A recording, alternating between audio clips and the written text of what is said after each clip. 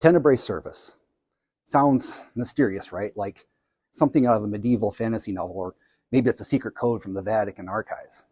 Well, it's not quite that cryptic, but it's definitely one of the cooler traditions that we've got here in our Catholic toolbox, especially during Holy Week, and one tradition that we've been blessed with and continue to celebrate here at Holy Trinity Parish over the past few years.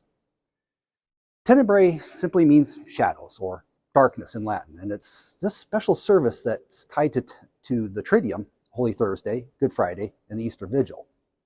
Picture this. You walk into our church. It's dark. It's a big candelabra loaded with 14 candles. It's called a hearse. But don't worry, there's no funerals here, but it is a reminder of the mystery of the death and resurrection we celebrate this week. The lights are low, the mood is somber, and the whole thing feels like a spiritual slow burn.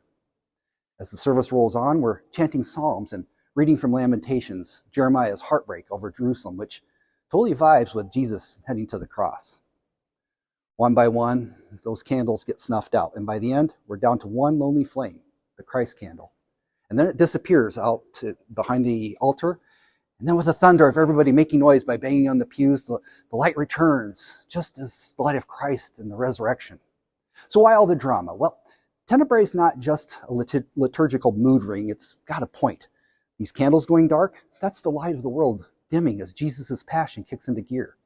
The readings and chants pull us into the sorrow of sin, the betrayal of Judas, the abandonment by the disciples. And that final noise, called the strepitus, fancy Latin for big racket, it's like the earth quaking when Jesus dies, or maybe it's the chaos of a world without him. Then the Christ candle comes back.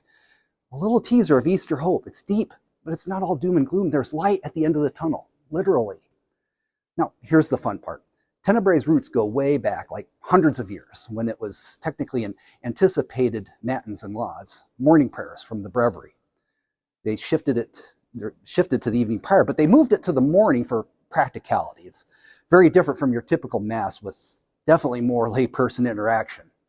So why is Tenebrae special? Well, it's a chance to slow down during Holy Week, to feel the weight of what's coming, but with an eye towards the resurrection. So join us each morning, Thursday, Friday, and Saturday at 6 a.m. for early morning head start to each day of the Triduum.